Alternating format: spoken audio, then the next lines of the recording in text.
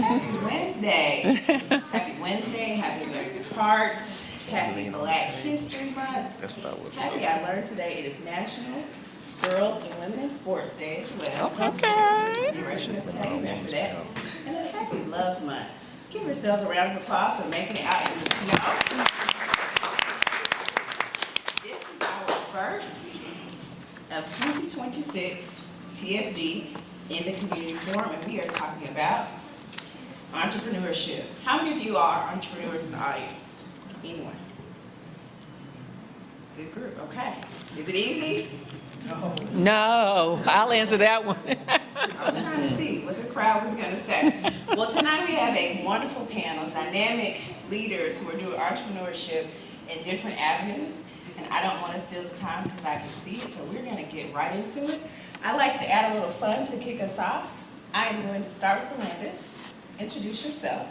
Tell us who you are, your role, your company, but also what's the theme song that represents your organization?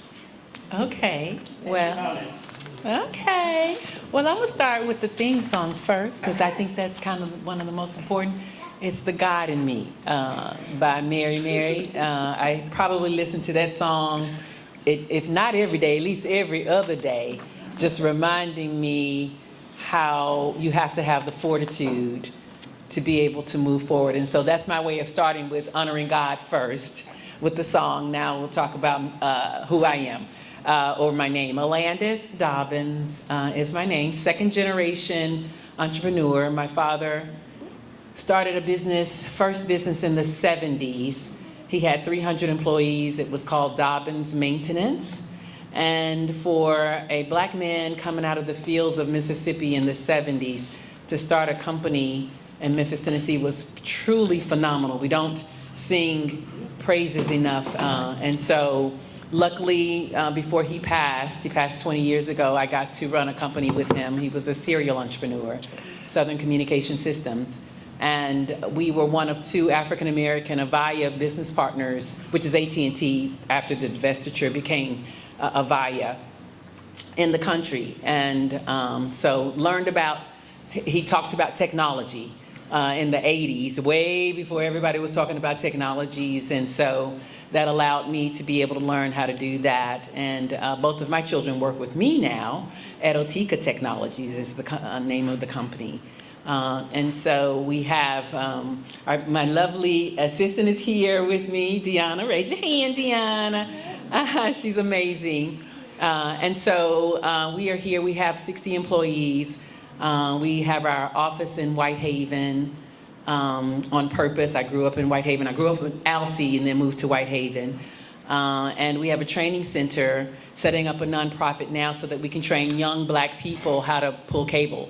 Because it's an honest living. You might not want to go to college, but you can make an honest living. And so I'm a Memphian and committed to our community and making it better. Thank you. Hi, I'm Jozelle Luster Booker. I am president and CEO of the MMBC Continuum. So we're not an entrepreneur, we work with entrepreneurs, but I guess we are a nonprofit like an entrepreneur. Mm-hmm. So we understand what entrepreneurs deal with, you know, from incubation all the way to acceleration. So that question you asked as an entrepreneur, I was thinking about the song. So I left Memphis Like Gas and Water. I worked there for over 31 years and had to make a decision to leave. I grew up there. I love that company. I love my job. I love it today. People who don't work there don't really understand people that work at MLGW and how they feel about the community. But I really loved my job. And I couldn't see myself leaving. And so I was working out, trying to decide what I was going to do. And the song came on, Break Every Chain. And I was listening to that song and, you know, just the imagery of it. And I felt as though I was breaking away and breaking out from working at an organization that was only working to help minority businesses do business with it. And so that was my song to leave, that it was okay to leave. But today, I think our song is, now I lost my thought. Oh, ain't no stopping us now. So, I mean, ain't no stopping MMBC, and ain't no stopping any of you. You know, we have gone through a lot. There's a lot of opportunity. There's a lot of things that we can turn into opportunities. And so there's no stopping us now. Not MMBC, not you as entrepreneurs, not us as a community or a city. Amen. Amen.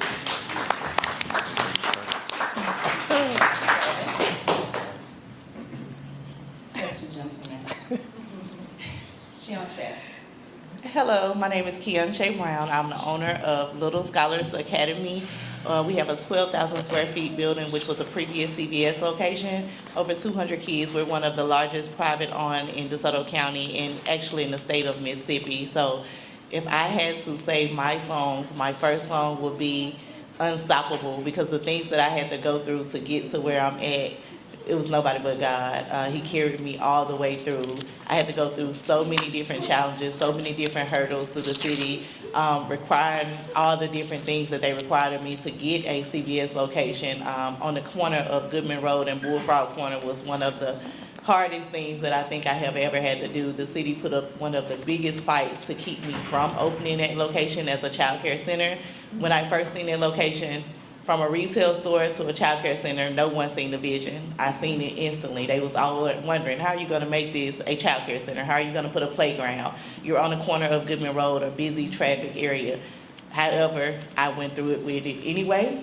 I pushed through every obstacle, everything they tried to throw my way, and I showed everyone exactly how you was able to make a retail store a child care center. So my song would definitely be Unstoppable, and won't he do it?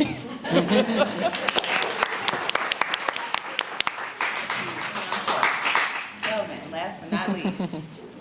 My name's Kelvin Kolhelm, principal curator of Groovy Greyhound Coffee and Creamery in West Memphis, Arkansas.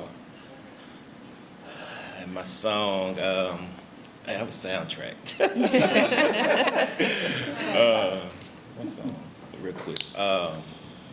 Bill Withers, Lean on Me. I remember hearing that song a long time ago.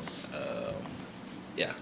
Entrepreneurship is not a one-man show or one-man job. You got to lean on a lot of people, and a lot of people lean on you.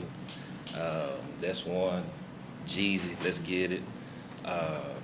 Outcast Liberation, and Living Life Like It's Gold. Okay. All right. I can go Thank you, that's great. Give them another round of applause. Thank you. I go way, way back with Kelvin, so I appreciate it. Thank you all for sharing your soundtracks, your journey. But let's get into this conversation. We are starting with Cheonshae. Sometimes we have the idea, the dream, the vision, and we start it, but sometimes we don't think that we are true entrepreneurs or that it's a business. When did you feel like the work that you were doing was truly a viable business? Nothing showed me more than when COVID-19 happened, the pandemic. And when the pandemic happened, childcare had to stay open. We was one of the only things open within our areas to provide that care. We had parents begging us to be able to take their kids while they worked. No one knew where kids would go. So that was the top thing that showed me. I knew when we first started our childcare business 7 years ago that childcare was always going to be a need-based business and just how needed it was. But when the pandemic hit, it really showed us the things that we had to go through, the sanitation steps that we had to take, all the different measurements that we had to do to keep our doors open, to allow those parents to still bring their kids when they work at the hospital or when they work firefighters, police offices, and the schools are closed. However, we had to keep our doors open for these families within the community. So that's what showed me I have to protect this business, and I have to make sure that we're a staple in the community to be able to be here for these families, especially at times like this. Thank you, thank you. Kelvin, I'm going to ask you to add to that. I know you've done a couple different businesses, but also when people hear about business, they think traditionally about a brick and mortar. I remember when I started an event planning company years ago, and my grandfather kept asking me where was it going to be, like what was the address, and I said, no, there's no building. It's just I am starting this company, and so for him it wasn't real unless he saw a physical location in place. So for you, you have a brick and mortar. So when you think about creating companies, creating businesses, what goes into the feeling, the engagement to make sure not only is the business flourishing, but also it's a place for your customers to return to over and over again? Yes. So, hello? Oh. Hello? Hello? Yes. Sorry. Yes, the building is a breathing organism, breathing organism. It's an employee. It's everything. It requires maintenance, shoveling snow, ice. Salt didn't work this time, so yes, it's another employee. It's another something you have to manage. It's fun.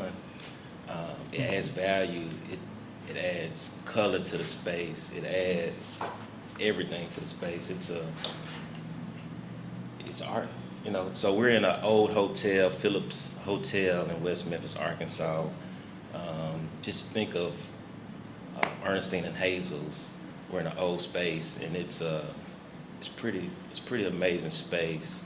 And my saying is art speaks louder. It's louder than words, and our space is pretty artful. So yes, the space is everything.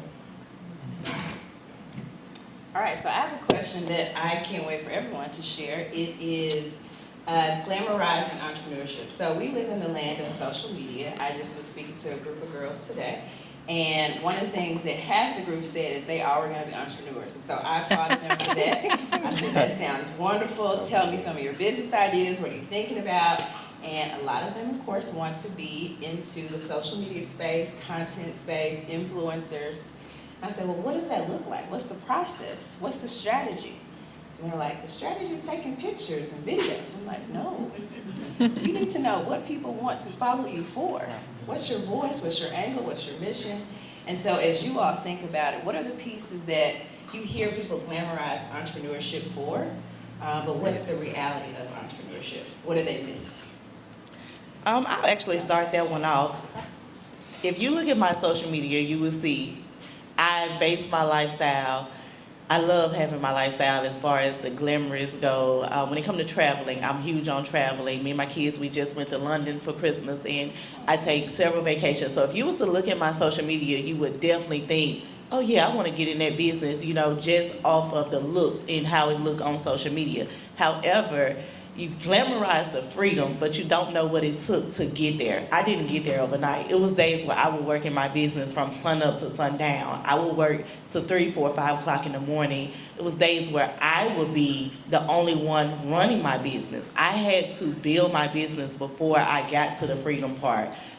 Days where I didn't have anyone in my business but myself and my sisters. They was the only ones I could afford on payroll at the time when we first opened. So I would tell anyone, the grit and the grind have to come first. You cannot just get to the freedom and the lifestyle just because you see it. You can't skip those steps. You have to go through all of the steps and all of the process.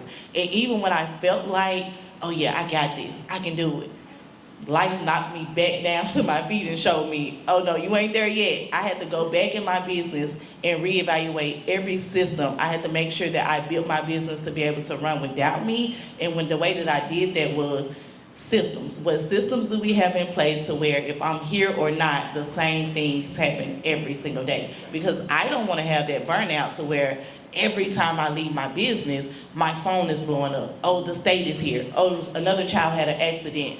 This happened today. That happened today. How can we get to the point of what systems to follow every single day to no matter what, whoever come in here can run it and whoever come in here can do it. So the way that I do, I teach everybody to be the leader. Everybody is the boss in my business. If you come in my business, you don't even have to speak to me. I want you to speak to the next person, because if I train them on how to do it, that takes the burnout off my plate. If they can't do it, I'm failing. That's exactly how I feel. So I train my team to be the leaders, to be the boss. I don't feel like every time you come in my business, you have to ask for the owner or ask for me. It's so many people that can tell you the same exact things that I'm gonna tell you, because that's how I run my business. So it takes the systems and the policies and all of those things, the grit and the grind, before you get to the freedom and the part that people glamorize off social media. Alandas? I totally agree with everything that she said. And I'm not big into social media. If you see anything on my posts, it is my team that does that. But my daughter is. And so if you follow her, you would think, glamour life as well. But, the tears, the prayers, the calling on your network and your friends who are there for you is the part that people don't see. So really take the time to love on those people that support you, because we live in a city, and I'm pretty real, and I try to keep it real. Memphis Black people do not support each other. We do not in the way that we need to, right? We do not. And so when you find those people in your life, you hold on to them, you give them love because they give you love back. And we try to multiply that, because if this city that's 70% African American would learn to be unified in this community, we would change the world. How many times do you hear somebody from Memphis is doing all these amazing things across this world? They don't come back home. They don't come back home, but they go to other cities and people support them. And so when you find those people here that love on you, so I'm gonna say love and support those people, those few people that do that here. And maybe people will see it and it will grow, because in a second we're gonna be forced to be unified anyway, right? So all we're gonna have is each other. So you can look at the glamour and all that, but it is hard work, but you love the people that love you and support you, because you couldn't do it without those people. And each one, over time, we will learn. I mean, it is almost like it's hard baked in us. I'm sorry to harp on it, but we got to peel the covers back and shame the devil and tell the truth if we're going to change this thing. And so, when we elect the people that we elect, make sure you're electing people that support you. Otherwise, they don't need to be there no more. And I'm serious as can be right now. So I want to go ahead and peel the Band-Aid off real quick so we can get some out this panel today. And that's amazing what you said. It's real. But let's get some more nuggets to help each other. And all of us in this room, let's pledge to stick together and help each other grow in this room. So.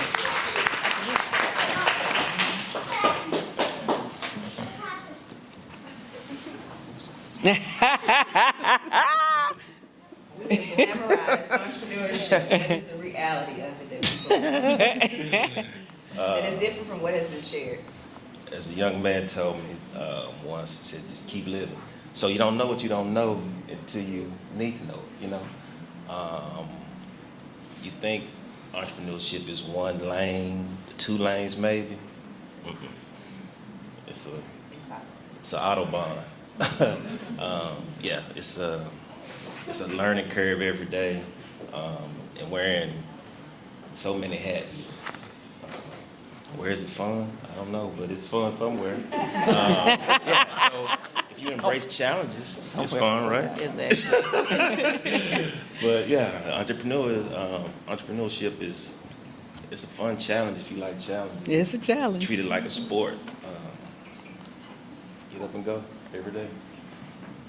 All right, so we heard the struggle is clearly real in entrepreneurship. Even though people have glamorized it, there is a freedom, there is an enjoyment.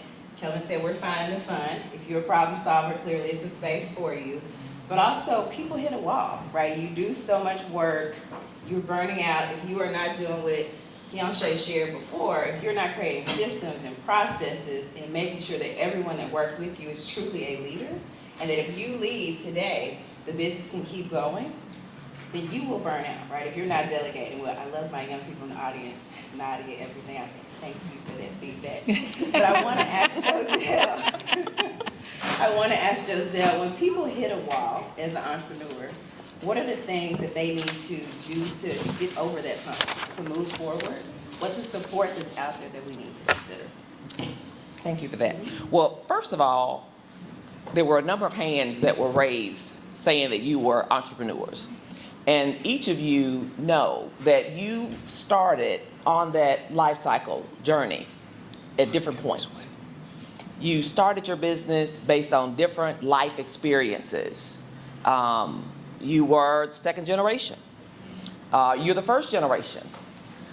you had a job where you did a thing, and you did that thing well. And so you wanted to offer that to the marketplace.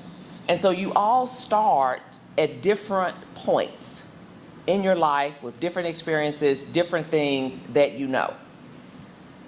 And you have heart, you have passion, you have grit for what it is that you want to do. You take your business as far as you can take it, based on the experience that you brought to the business, the people that you know. If you're fortunate enough to be a second generation, then you have the relationships that your father had, the experience that he had. You had the benefit of learning from the mistakes that he made. And if you don't have that, and so you, based on what Kelvin just said, you don't know what you don't know. And so what do? You ask people in the space, in the business, someone you trust, or you go to organizations and try to find the resources that you need. But the most important thing that you can do is you have to ask for help. There's nothing wrong with that, because in the business that we're in, we know everybody didn't start from the same starting point. And so we have to understand where you are to help you create that pathway to get to where you want to go. So when you hit that wall, ask for help. Everyone hear that? Ask for help. You want to answer that? Oh, okay. We have a panelist who needs some help. I'm going to make sure you and Jozelle can make Also, I want to give this to Alandas. As we think about help, and I often say we have resources in front of us that we don't use in the proper way. We don't leverage them. And you're thinking about tech and innovation. You have been able to break into a space that's typically exclusive, right? It is not a space for us being us in this room. But you've done it. And so what are the things that you had to either unlearn or move forward through so that you can make room for yourself in that space? But as a follow-up to that, this is the era of AI. How are you and others on the panel leveraging that to grow your business or shift it in a forward way? Well, I knew AI was in effect when the reports that were coming to me started looking really professionally like they were done by experts. I said, whoa.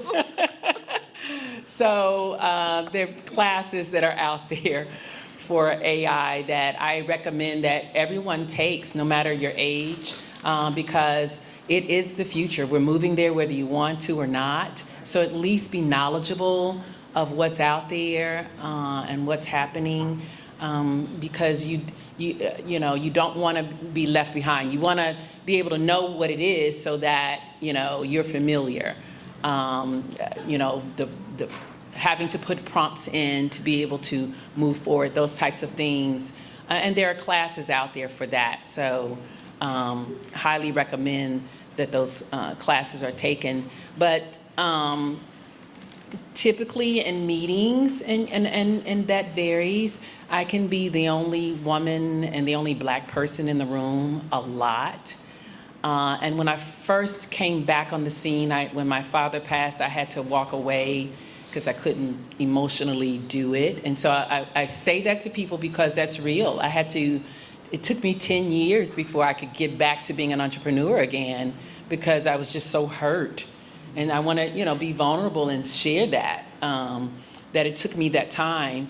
But when I got back to it, there's a bold,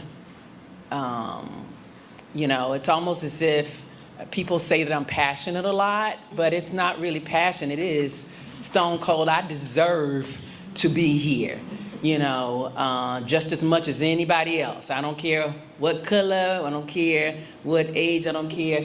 I deserve to be here just like you deserve to be here. And a lot of times, to be quite honest, we are more prepared and we are more, because, as we're taught, we have to be better at what we do. Because if you mess up, you're not going to get no other chances. Other people can get 10 chances, literally.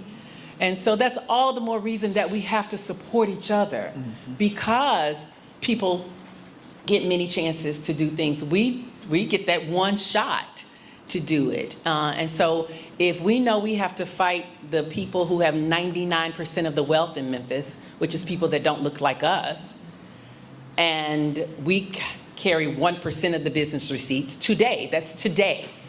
I'm going to stop for a moment and let that sink in. We're 70% African American, but we get 1% of the business receipts, and they want to take that away. And we wonder why we have so much crime and why we can't build our educational system and why our communities look like they look.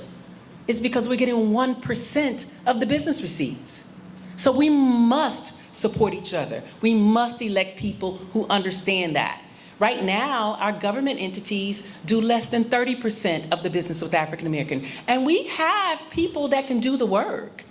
So you have to have a brave tenacity, because our people don't even understand. The people who are elected to help us don't even understand. So you have to have such a faith in God that is unshakable, call on God in every moment, and make sure that you keep studying and doing the things so that we can continue to be the best when we show up. Absolutely. Thank you for all the nuggets.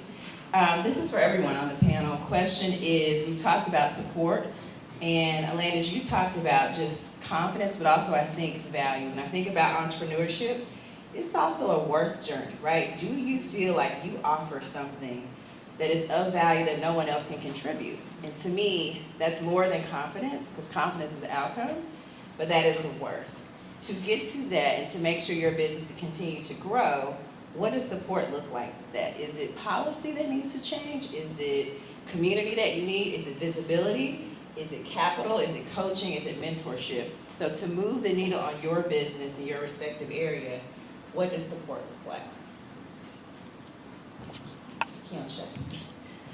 I would actually have to say, I can't speak for everyone, but for me, most people that comes to my inbox or text me or asking me for advice or how can I open a child care center or how can I get in the entrepreneur space, the number one thing that they ask me is, what kind of capital? How can I get a grant? What kind of loan? How can I get the funds to be able to open this business?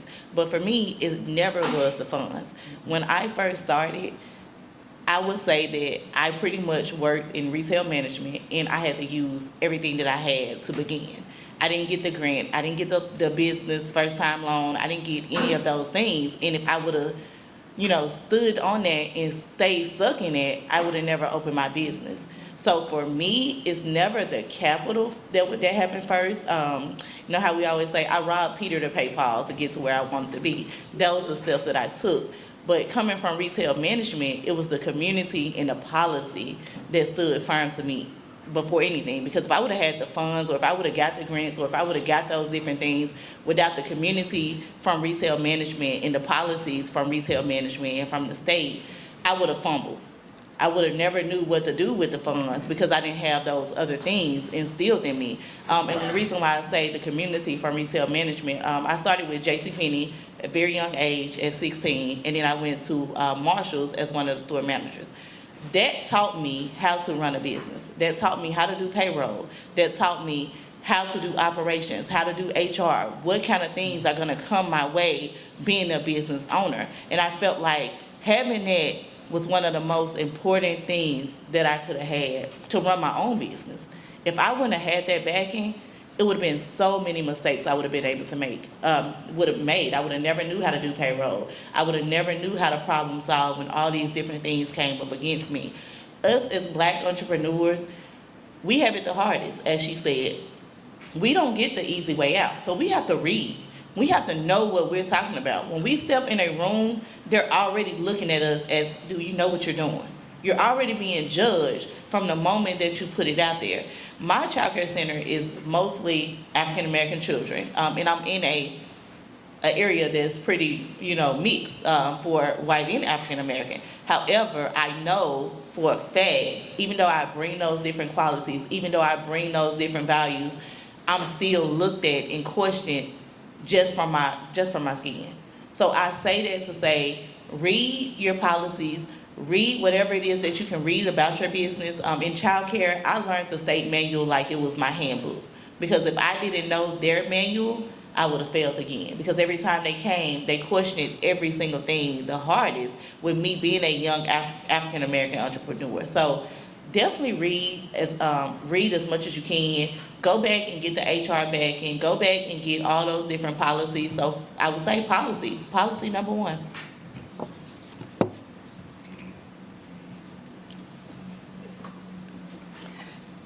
One of the first things I said was, as an entrepreneur, we all start at a different point.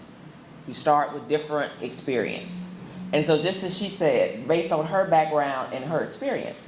But before we can say what moves the needle, is it mentorship, is it policy, is it community, is it capital? The first thing you have to have, your business has to be solid. You have to have a business plan. You have to understand the industry that you're going into. You have to understand how to execute on that business. And then you can determine what do you need to move to the next level. And maybe you do need a mentor to find someone who has been in business, who understands that industry, someone that you can talk to. One of the things that so many people interested in starting businesses ask when you talk about capital, and capital is a word that you really, it's broad. And you hear people say that one of the biggest challenges for small businesses, for black businesses, is access to capital. Well, what does that mean? Access to capital. So if you're starting a business, there are no grants, very few, if any, grants to start a business. The banks aren't going to loan you money to start a business. Mm-hmm. And so people who start businesses, they've either had retirement funds, they have credit cards that they get cash advances on, family chips in, but you have to have your own money to start that business. And systems are so important. And so today, as Alandas mentioned earlier about the change that's happening now and what we have to do as business owners, the first thing, regardless of the industry that you're in, you have to be qualified, capable, and competitive, and understand cash capital, working capital. What does that mean? How much money do I need? If you go to the bank, when you're at a position to borrow some money, they want tax returns for the business, for you. They want income statements. They want balance sheets, and they want cash flow projections. They want your first child. They want all of that. And so understanding capital, if you are new in business, starting a business, anything that you see around financial intelligence, if it's a workshop, if it's a seminar, that is going to be so critical to everything that you will have to do for your business to be successful. So it's not only capital, but understanding capital. And you have to be able to, if someone presents you with your income statements or your balance sheets, you need to be able to look at them to understand what they're saying. If you go to the bank, you're going to have to understand your industry. They want to know that you know the industry that you're in and what the challenges are for that industry. So there is no one thing I think that'll move the needle, but it depends on where you are, where your business is, and where you're trying to go. And then we can identify which of those things that you need to move first, because you may need to move 3 of them, but there may be an order that we need to move in order for you to actually move your business to the next level. All right, question next. I appreciate you sharing that because I had a conversation with a hairstylist earlier today, and her business has been around for a while, over 10 years. And to me, she does something that I never see, especially hairstylists do. She sends her team to training. They're constantly going to training. And so the one they went to recently was a conference I assumed it had to do with hair. She was like, oh no, it is business skills, right? Because as a hairstylist, I want you to see yourself as your own individual business. Yes, we work in a salon together, but you are your own business. So you do have to understand what is capital when we talk about capital. What are finances? What are your finances? Yes, you have cash on hand, but if you're still living check to check, what do you need to do? How do you forecast and build out a budget to say, I am making more in that space? So we talked about difficulty, right? I think everyone on the panel has shared that there are some highs to entrepreneurship, but there are definitely some lows. So when you get to those low points, and Alandas, you alluded to this when you talked about community, what do you lean on? Who do you lean on? What does that look like to keep you going, right? Because the goal is not to stop, right? You put so much time and energy into creating this, into living out this vision and this dream. Who and what keeps you and propels you forward? Oh, without doubt, God is the center of everything. But on this earth, I called my friends, which is why I mentioned that earlier. Deidre, who's here, when I didn't have a space for us to land and have an office, I called her crying, and she said, girl, you can come in my conference room. So we stayed in her conference room, all of us packed in there trying to get business, trying to open this thing, and she wouldn't let me pay her a dime, right? So I just am telling you, but God will help you find the way if you believe, if you know that you are not going to give up, ever. I've been listening to a podcast, Ashley Nicole is her name. I recommend that you listen to her podcast, Ashley Nicole. This month, she's focusing on women entrepreneurs. And the one I listened to most recently talked about a lady who lived in the 1800s who bought herself out of slavery by making clothes, moved to San Francisco, and through the course of her mind and her strength, ended up making millions of dollars in the 1800s. And so what it said to me, if this lady can purchase her freedom and maneuver and use her mind and her spirit to make millions of dollars in the 1800s, certainly in this day and age, you know, I can make something of myself, right?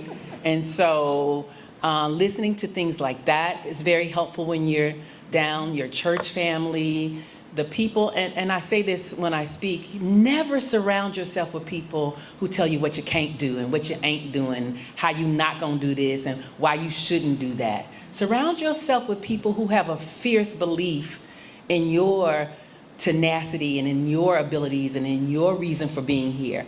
I'll cut people off quick if they start, they're one, hey, I hadn't heard from Alandas in a while and you're not gonna hear from me. You out. Because we got too much work to do, right? To have somebody doubting you every other day and telling you what you're not gonna do. So that's another who you surround yourself with on every moment. You know, what's the saying? Your attitude determines your altitude, right? That's, you know, all those catchy sayings that you hear, but that stuff is true. That stuff is really true. So I have some positive sayings around me on all my house and in the office. And I even brought some cards. I'll spread them out before we leave for everybody here today. It's a positive saying. So I'll get that in a moment. Deanna, you'll help me do that, that everybody can take with them, because I really believe in those affirmations, especially as you're getting older and, you know, this society tells you, you know, when you're going through menopause as a woman, sorry men, you know, all these things about our worth. We have to claim our worth. We have to claim and know who we are no matter what the other people are saying. Because then you look around, they trying to get booties and lips and stuff now. They said when they were telling us it wasn't cute for us. So walk in your, you know, your beauty, walk in your authority, walk in your power, know your worth. You mentioned that earlier. Know your worth. No, I'm not accepting that. No, that's not for me. No, I deserve to win this contract just like he deserved to win that contract. Know your worth. So just some few words to help us through. Thank you for affirming us. Others on the panel, when it gets tough, what do you lean into or who? All right, so one thing that we want to lean I'm going to tell your sister. One thing we want to lean into is how do we make this path and this road easier for the generation that is to come? And so what can you give and offer to the people here in the audience, but also others who are listening, as we think about building legacy? And I think, Alandas, you opened the door and talked about that in terms of building from your father, but also having your kids with you now. And a lot of entrepreneurs, when you think about why they even create the business, why they move through the dream and bring the vision to life, is because they want to leave behind something, whether that is for their kids, those to follow. And so how do we make that path just that much easier for those who want to come? The 15 young ladies that I spoke to today that all are going to be entrepreneurs and social media influencers, whatever their business is going to be, what can we offer them today? Well, we can offer them, the first thing we need to do is to make sure that they understand the pathway. and the things that they need to do. It's great to have an idea, but you need a path, you need a plan, you need a strategy, you need to know who to go to and what to talk to them about. And then once your business starts to grow, you have two choices if you want your business to grow. You can either be patient and let it grow organically over time, make some money, set some money aside, invest some money in the business. That may take 10, 20, 25 years, okay? Or if you want your business to grow, you can grow inorganically. You can create a joint venture, you can create a partnership. You need a strategy for each of those. You can come together. Alandas talked about if we don't come together as a community of businesses and people, that's one of the things that you can do. You look at partnerships, you look at joint ventures, you look at creating strategic alliances, and you grow. And then what you also do is you seek legal service. Are any attorneys in the room? So you seek legal assistance once your business is up and running because you want to make sure that you protect it. So how do you protect your business? Do you put your business in a trust? What is a trust? How do I make sure that my business is sustained for the next generation? What kind of strategy do I need to put together to make sure that this business survives after me and I leave a legacy for my family, and start having those conversations? Please, please, as you develop your businesses and you set up your budgets, have some money in your budget to seek legal attention. Hire professionals. Do you need a CPA? Do you need an accountant? Hire professionals to help you move that business to the next level so that it can grow and you have that legacy that you're building, because we need more second, third generation businesses. That's how communities grow. And so you don't think of your business as something that when you decide that you don't want to work anymore or you retire, that you lock the door and throw the key away. You want to have built that business so you have something to leave. Alandas has her daughter and her son in her business. So you're the second generation, they're going to be the third. And they'll build it so that there's a fourth. And so that's what you want to do. You don't just want to build a business today for income or to live. You want to build a legacy to leave for your family. Kelvin? Hello? So the legacy I want to leave, I don't have any kids, so everything's for sale. But to that point, I built everything outside of me. So I started Beale Street Brewing Company, and I removed myself from the brand. I want the brand to stand alone without me. I built Groovy Greyhound to stand alone without me. So yeah, everything's for sale. Okay, we have, yes, please. I want to focus on what Jozelle was talking about, that legal piece, and getting your ducks in a row and having discipline. A friend of ours who's passed now started his company. He saved money for 10 years, and when he started, he made sure he had enough for payroll for 12 months. That's how disciplined he was. He figured if I can't win anything, I'll make sure that I can pay my rent and pay for employees. And so the discipline is always something that's important. But as you hire people, make sure that they sign the proper paperwork. I'm having a situation now where a gentleman left the company. We had to let him go. And he signed a non-compete, but he's trying to steal some of the guys. And so, and I know Tennessee is not a state that really supports those documents, but do as much as you can to protect yourself in everything that you do. And if you want to find out, even though I'm second generation, find out about some mistakes that you want to avoid, call me. Because they do happen even now. But at least, you know, I've learned a lot, and I have a lot of people that I learned from MMBC over the years, the classes and whatnot. But protect yourself. That is, you know, there's the movie Enough with Jennifer Lopez. And her best friend called her and said, you have a divine right to live a certain type of life and protect yourself. And so really do reach out to mentors and other people who've gone that path and ask them so you don't have to make those mistakes. One last question for Cheonshae.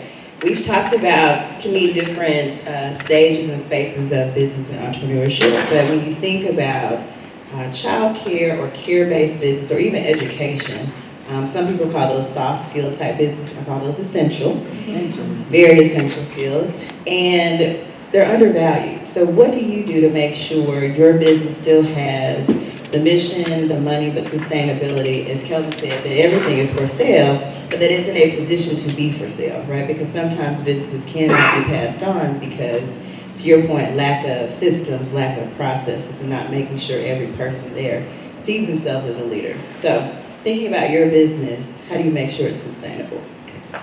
The first thing first, I lead with heart. When it comes to childcare, a lot of people think because you make money in childcare that you don't love the kids, you don't love what you do, and that you don't lead with heart. However, I stand firm on my price is my price. You're not going to challenge the corporate childcare center on what their price is. So I'm not going to allow anyone to challenge me on what my price is. I do more, and I know for a fact that I go above and beyond for every child in my center. You will have corporate child care centers who charge the parents for pictures with Santa. I learned a long time ago in my business. I always tell the story because it's one of my favorites. The school charged for pictures with Santa. My child, he was in kindergarten, and as a working mom, I was so busy and I was running, and I forgot to send the picture money for pictures with Santa. And that have never happened to me, and I pride myself on being so involved in my kids, but you forget and things happen.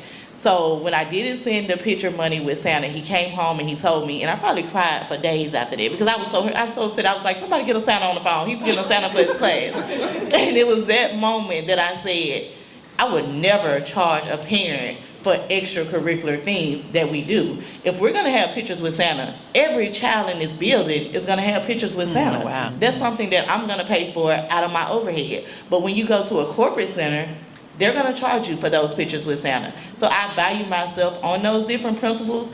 The same things that I would want, for my kids, I instill that in my own business. So I don't change my price. My price is definitely my price. And when it comes to child care, you definitely cannot afford to make that mistake because you won't be able to stay open. Payroll is one of the most expensive expenses that you would have. It takes the teachers to run the business. You have to have that teacher-to-child ratio. So without that teacher-to-child ratio, if you can't afford to pay teachers or hire teachers, you're going to be in a burnout. Your building is not going to pass state inspections. You're going to have so many things that's going to come up against you. So I never let anyone make me feel bad about charging for the industry that I'm in and charging the prices that we have to charge. On social media, that's one of the biggest conversations. Oh, childcare is so expensive.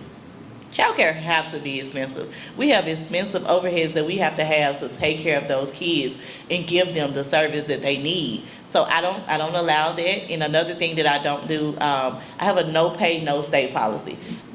On Mondays, if tuition is not paid, unfortunately, we cannot attend for that week until tuition is paid. Because when you will learn early on that people will bring their kids and, if they can't pay, now you're sitting here looking crazy. So I run my business as a corporate company, not just as a black owned, because you think I'm black owned, or you're going to take a couple of shortcuts, or you're going to miss a couple of payments, or you signed that handbook, but that handbook don't really mean anything. No, we have that handbook in place for a reason. Our policies are in place for a reason, and my price have to be my price in order to run my business. I don't change it, for this, that, or the third. I stand firm on what I said.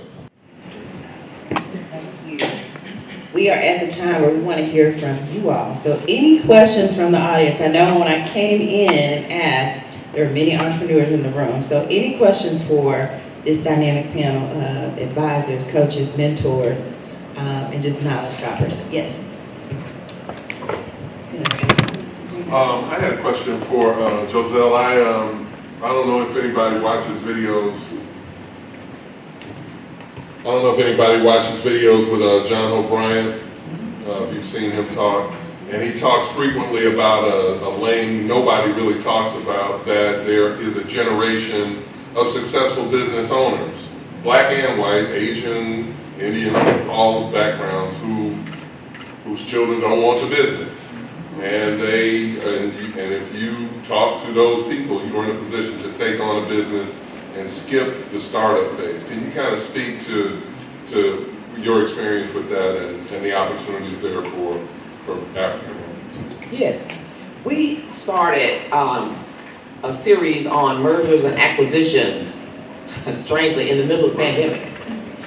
Because there was an opportunity for businesses that may not, or having difficulty, that may want to sell their businesses. So we introduced mergers and acquisitions where we have seminars with mergers and acquisition attorneys. There's a banker, an attorney, and they talk about that. So what you're talking about is real. We have businesses who the owner lives here. One in particular, children lives in Atlanta. They're not interested in the business, and so he came to us and we connected him with one of our partners that happens to run a mergers and acquisitions firm on Wall Street. It's a black business, and that's what he does. He helps businesses that are trying to prepare their businesses for sale. And so that is a way to skip the line and buy a business. And so yes, if you're interested in something like that, you can contact us. And we have partners and resources that we can put you in touch with. He works with businesses all across the country. He has some that in various industries that are looking to sell. Generally what happens if someone sells their business, they normally enter into a contract with whoever is buying it so that they can stay on for from 1 to 3 years and continue to run the business to help the new buyer understand the market and where they are and get to know that. But if you are going to buy a business, it's good if it's something that you know how to run. But if you're looking, so that's one option. But then you can also look at becoming an equity investor, buying equity in another business, and you will reap the benefits of the profits of the growth of that business. So there's different strategies that you can explore if you're looking to either buy a business, be an equity investor in one, or if you want to start a business. And then not to mention franchises. So if you have money that you want to invest, Guthrie's, you see a lot of Guthrie's chicken, a lot of these businesses that you see, almost any of these fast food businesses are franchises, and you can buy a franchise and get into business that way. Thank you. Other questions? We have so many hands up for entrepreneurship. No questions? Yes, ma'am. I have a question, I have a comment. Okay, yes, we will take the comment. The mic is coming your way. It's behind you. There you are. Yes, I have thoroughly enjoyed all four. And y'all, you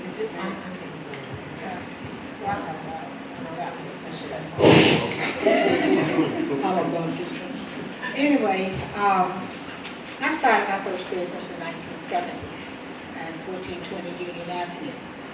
And I learned very early that the best thing that I could do was to surround myself with organizations that was already entrepreneurial or in the same type door-to-door sales, because we did door-to-door sales.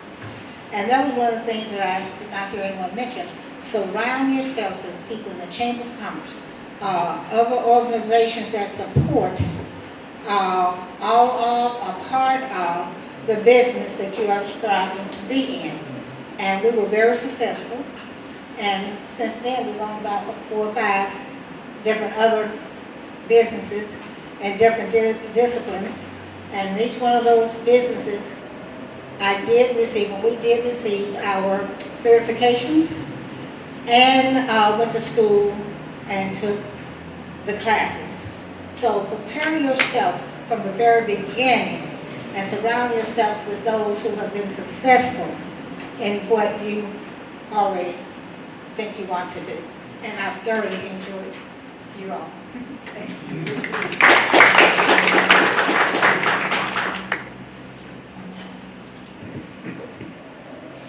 Hey, my name is Jonathan Mosley. I have a question for anybody that wants to answer. So I'm an entrepreneur. I've gone through all of the trainings. I looked for every webinar, everything I could.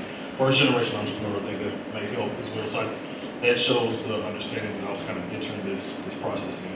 And I began to hear a lot of things. I hate that I didn't get to meet anybody up here at the time, because I feel like if all this information I had then, I would have been set up more for success. So I really just want to ask you, I'm sure you're aware of these entrepreneurial circles and programs. What do you feel like they're missing and what gap is there in the community? All right, so I said I'm with the MMBC And I'm Continuum. definitely reaching out to you. I'm with the MMBC Continuum. I've been there, it'll be 9 years. Ooh, next month, February, right? It'll be 9 years in March. We work with businesses from incubator to accelerator. We have brought on in the last few years a number of processes, systems, and platforms. So we have a platform that we use for any business. You take an assessment, and it's going to assess you and see where you are. It's going to assess you across 6 operational areas within your business. We will identify where the gaps are. And once we see where the gaps are, and we sit down and we talk to you about your goals for your business, where are you trying to take this business? What do you want to do? And then we have another platform that we have acquired that we then take the results of the assessment and we onboard you into this platform that has standardized tips, tools, and templates that you then use to close those gaps that the assessment revealed. And at your own pace, it helps you develop your business. Now, what does that do? What does that do for all of these businesses in Memphis? Everybody's being assessed using the same platform, testing you to see where you are across these operational areas. Everyone is using the same business development platform, the same tips, the same tools to make sure you have your business plan, you have sales plans, financial statements, everything from all of the operational areas. And so if we have, I was going to say a small number like 1,000, but if we had, just thinking we had 20,000 businesses in Memphis, everybody's foundation is strong. All your operational areas are there. We've identified the systems that you need to be successful. And we got some people here tonight from Chase Bank. And you walk into Chase Bank, you've gone through this, you can read your income statement, you can read your balance sheet, you know how to put your cash flow projections together, you understand your industry, because we've given you an industry report where you can see what's happening in that industry, and you can intelligently talk to them about your business and promote your business. We'd be that Memphis that you're talking about. We would be that Memphis. And we would understand what we need to do to sustain the business. We know that there's nothing wrong with partnering with someone. Now, you don't blindly partner with somebody. You're not going to enter into a partnership with somebody that you meet here tonight. You're not going to go and sign a partnership agreement tomorrow. But there's a courting period that you're going to go through, and you're going to talk to an attorney, and you're going to know what you need to do to protect yourself. And then we have readiness programs. Everybody is not ready. Now, we'll certify you. Certification only means that you own, operate, manage, and independently control your business. That's all it means. It doesn't mean that you know how to run a business. It doesn't mean any of that. That's what certification means. So we know that, as I said, businesses are at different points in the business life cycle. And so based on where you are and where you want to go, we can help you get there. So if it's the private sector or if it's the public sector. And so when you show up, they know you're ready. Thank you for that. My only thing, you don't have to even respond. I ran into this wall because I felt like it was easier if you had a product or if you provided a service. But I'm a consultant, and so it took me out of spaces like I'm not looking for a brick and mortar space necessarily, which is what banks are asking. So I would love to talk to you more about that. Very good. I want to piggyback off of what he just said. So when he mentioned that he took the webinars, all the different classes, I want to just piggyback off of that really quick. Sometimes we have to ask ourselves, how many classes are we going to take? How many webinars are we going to listen to or look at?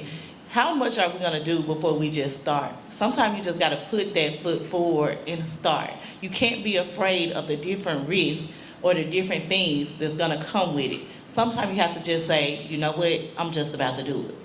Because when we do that, you'll be surprised on how far you go just by starting. Sometimes we hold ourselves back because we feel like we're not equipped or we're not ready, or if I just get this one more class, or if I just get this one more, one more thing, then I can start. Make you a list, and when you make that list, put on there things that you can do at a certain level. If I got 10 things on my list, each quarter I'm gonna knock one thing off of my list that I can at least get done to get going and get started.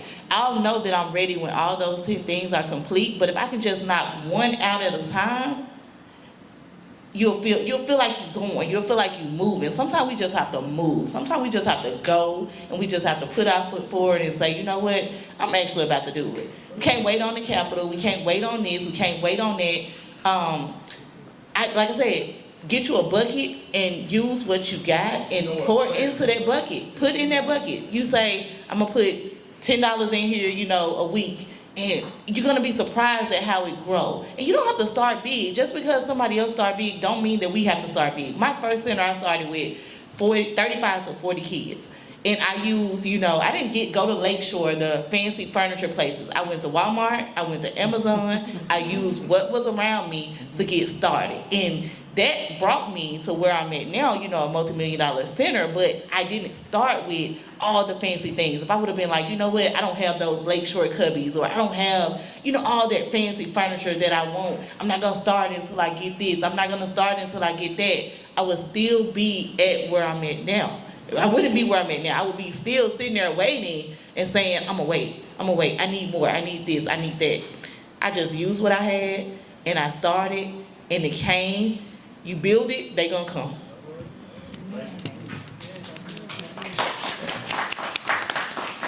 Hey, everybody.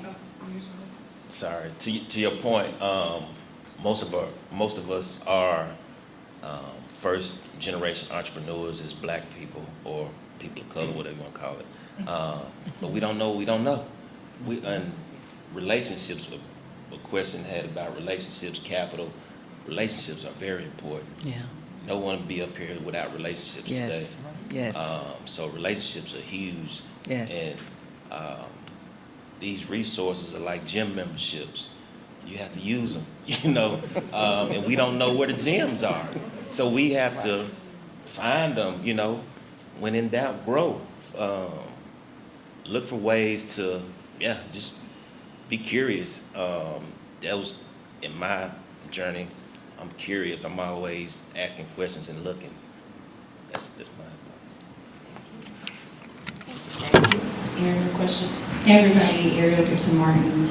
I really greatly enjoyed this conversation. So my question is, in a better world, what role do you see local government playing in supporting small businesses? So, I have to kind of, you're tricking me. Listen, so someone called me 2 months ago and said, Alandas, they're from Memphis, they don't live here anymore. They said, you are like a rose who's grown through the concrete. And they said, I want you to move your business to Atlanta.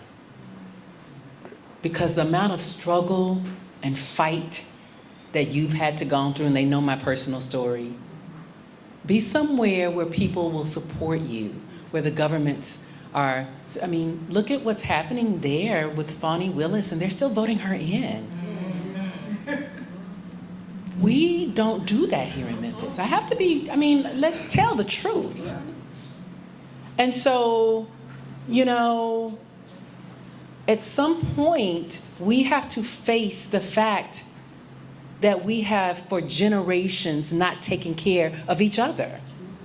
And so a world where the government is a better partner makes it easier for this young man to survive when he's starting his business and supporting his family, because they understand if you take care of someone like that, then they take care of the community, right? If you take care of a business like mine, you would not think I was from here and that my father started a business, how much fight I have to do to win a contract with the government, where I pay the taxes for. You would not believe it. You would not believe. You're talking about burned out. I got burned out about 6 years ago, and I mean, like, it was a breakdown. I had to go away for a week to a center in Arizona, like a Deepak Chopra center for a week, because it's just fight after fight. And even at 10 years, it's fight after fight, right? So the government, everybody talks about Atlanta. Maynard Jackson started that whole trend in the 70s as the first black mayor, right? Who told that city that I will not sign this work unless you use black contractors. It will sit on my desk. Everybody knows that. Well, we have to have those moments here in Memphis, Tennessee, where our leaders face that type of, and have that type of strength. Because it is extremely hard to continue to always butt your head up against the wall here, and so, it is up to us to make sure and hold those people accountable, right? And sometimes, my dad, I saw him coming home every day with the stripes on his back. He would hold people accountable. He'd go and stand up and look around. He'd be the only one standing there. Everybody talking to closed doors about how they're gonna stand with him and help, but he'd be there by himself. I saw that growing up every day. And I think subconsciously, that's why I have such a fierce, I'm entering a world that's white male dominated. And I'm like, I'm gonna kick behind here. I'm just not gonna take, anything less. So a government that supports us would change everything. It really would. It would change. We can't even imagine it because we haven't lived it. But it would change everything. It would change everything. Then we wouldn't have our young men out in the streets doing what they're doing. We have to call in National Guard, right? We would take care of our own, right? That's why I'm in Whitehaven. That's why I'm doing the training program. If you grow Oteka, Oteka will take care of the area I'm in. And if you grow the other 2,000 black businesses, they will take care of the areas. We will take care of ourselves.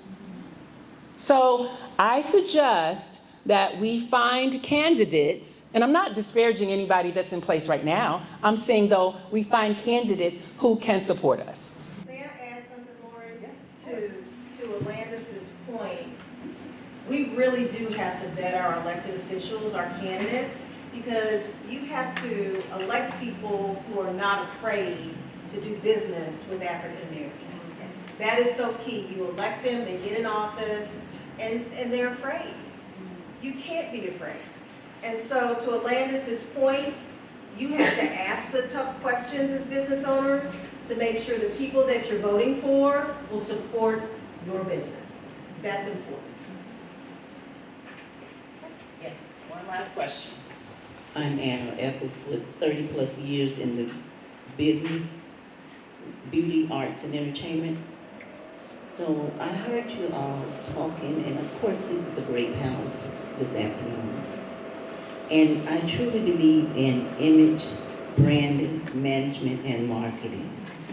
And I know on social media, I meet a lot of, I'm going to call them so-called entrepreneurs. It takes more than a Facebook page, an Instagram, or what have you, because a lot of times they're not passionate enough to go out and spend money to really build their business.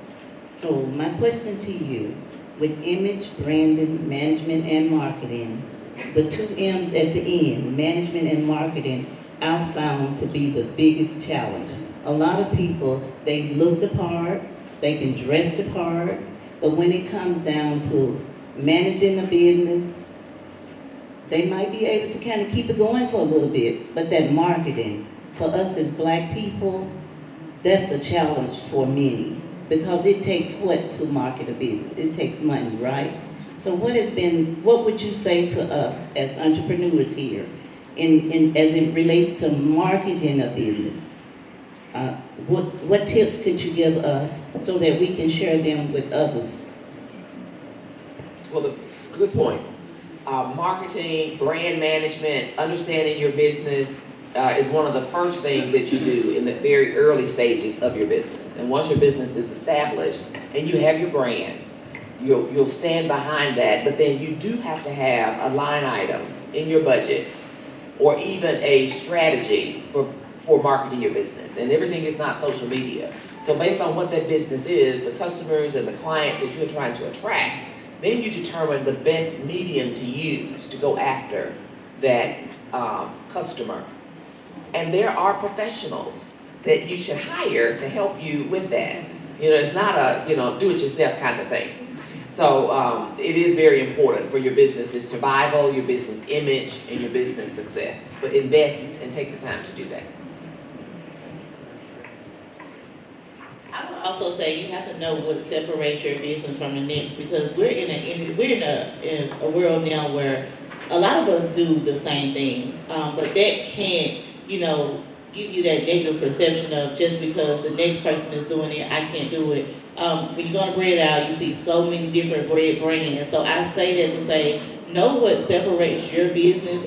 When we go shopping for, like for instance, bread, how do we know which bread we're gonna pick when there's so many different brands on that aisle? So what separates that particular brand from all the other different brands? A lot of times it is the way that they market or put themselves out there or separate themselves. And sometimes they might not even be the better brand, but because of the way that they're putting themselves in their position and putting it in people's face, we automatically assume that they're better because of their marketing. So for instance, within the childcare industry, I look at what separates me from all the different other childcare centers around me. I try to make sure that my center has different experiences. We're always doing different things that you would think we're a place where the kids just have fun all day, 24/7, and that they don't learn. But they learn so much. However, the way that we position it to how they learn is what a lot of parents look at and what makes the kids want to run in and want to come and stay. And when a parent sees that their child is happy to come and that they want to run in and stay,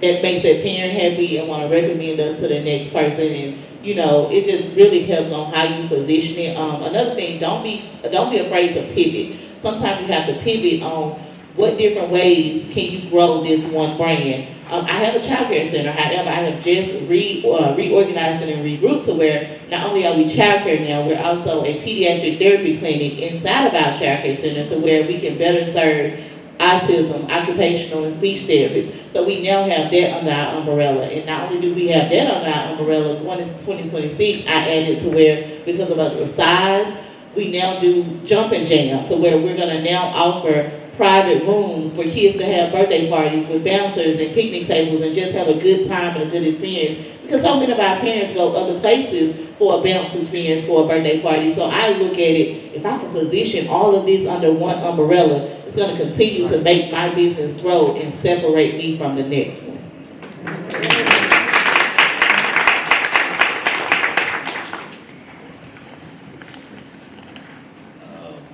Branding and marketing is what I built. I say my brands on. They have to pass the smell test, and for us, we have to pass it twice. What we mentioned earlier. In selling beer, we do a lot of beer festivals and sample beer. And people come up and like, not bad for a black beer, huh? And people, because they always like, oh, this tastes good. I'm like, oh, not bad for a black beer, but they expect it to taste less than a good beer, yeah, that I get that every festival we go to, and I have fun with it. But the goal of branding and marketing is it has to pass the smell test. So, like I say, I remove myself from the brand, but I start with the community. So, Beer Street Brewing, our tagline was celebrate community through the love of craft beer. When I say community, I mean Memphis. So West Memphis, Groovy Greyhound, we're the Greyhound and Sunflowers what we celebrate. So the legacy of the Greyhound tracks out on that track, and also the Sunflower Fields in Crittenden County, are what we celebrate. So the brand stands alone, but branding and marketing is everything. And for us, we have to pass that smell test because, like you said, people are doing the best they can online, I guess. I don't know, but you don't like what they're doing. But they're doing, I don't know, we're doing the best we can. I don't know, but branding and marketing is everything in building business. We're going to close out and stay on this side. So, Cheonshae, I'm coming back to you, and thank you for your question about branding and marketing. PR is my background, so I'm always paying attention to your brand and marketing because, to your point, it tells the story of the business, right? And I think for us, just as Black people, stories help narrate our resilience. And so as you think about your mission, why you even leaned into your dream and made the vision a reality, it's important that you share that story. So if you look 10 years from now, what do you hope that you were able to make possible from this dream to now this reality in your business? Closing statements. I would say the number one thing that I look forward to is putting my family in position. I have a very large family, and I come, from generations of where I break a lot of different cycles. I want my family to see that they too can do it, and that they can come out of their comfort zone and that shell.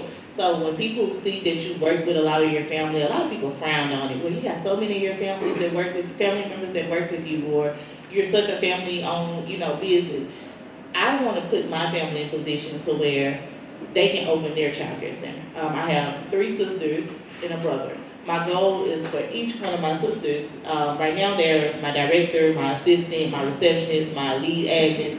They run so many different things within my organization. And yes, it's very hard working with family, I'm gonna tell you, it's different. However, it's worth it because I know that even if they don't go open their own childcare center, they're gonna open a business to where now everybody wants to call on me. You can call on this sister, you can call on that sister, you can call on that sister. You can call on any one of us and you'll get that same result. So my goal is for my family to either open their own child care center or open a business or something that they want to do to where they all can grow and go above and beyond it as well. So that's what's going to make me happy when I see that they have reached their next level within their life.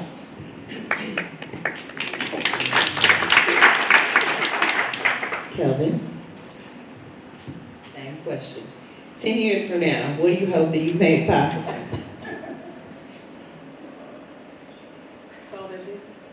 Since you were supposed to say something profound. I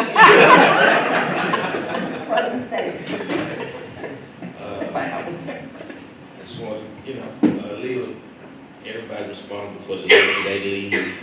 And I just want to be able to say, or people say, that's a damn good brewing company or a hell of a coffee shop. So just want people to enjoy the space. That's good. Don't start. Okay. Thank you. 10 years from now. 10 years from now. I'm at that season. I'll be sitting at home somewhere. Thinking back on these last 10 months. What did you make possible? What did I make possible? I want to say that we put together a strategy, a process, a system where businesses are continuing to grow and we're churning out businesses that understand the industry that they're in. And you'll hear me say all the time, qualified, capable, and competitive. And I believe if your business, if you're qualified, capable, your business is competitive, and you're profitable, then that's what we want.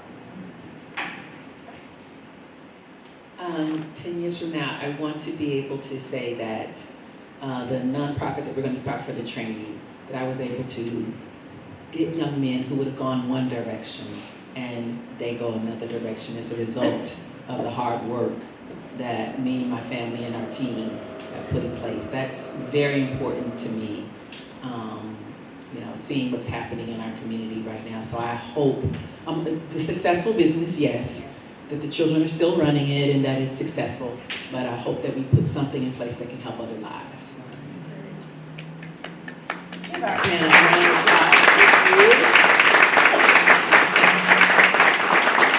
Thank you all for coming for our very first TSD Community Forum on Entrepreneurship. This was a delightful conversation. You gave us all the gems, the insight, the vision, the view from your seat, I think, as entrepreneurs into the highs and lows of your companies, but also of your dreams, right? You all took your dreams and made them a reality. And in the words of Cheonshae, sometimes you just gotta do it. Just take the step forward. Sometimes we have analysis paralysis and it's fear, right? We're just afraid. And so I appreciate you all coming out in hopefully the snow that has left us or melted, or maybe the city's gonna clear it out. Help us. And so thank you all for coming out. I appreciate it. I am not gonna close. We're gonna invite Mr. Kelvin up to close us out. I wanted to share that I had to take a seat, because I know someone asked me about sitting. I continue to age, and in the words of my great-grandmother, keep sleeping and waking up. I have sciatica, so I can't stand a long time, but we still were able to talk and have a great conversation. And please close us out. Thank you, Tri-State Defender, for at least opening up this conversation.